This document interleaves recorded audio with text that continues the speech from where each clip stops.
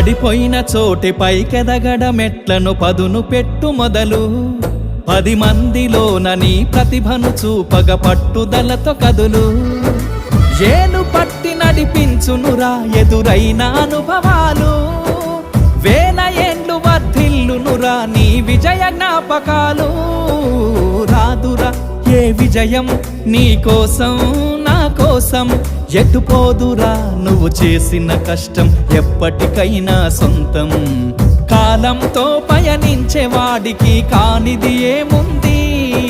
సాధనతోనే సాధ్యమవ్వునని సదాశయంతో సాగర ముందుకు రాదురా ఏ విజయం నీ కోసం నా కోసం ఎటుపోదురా నువ్వు చేసిన కష్టం ఎప్పటికైనా సొంతం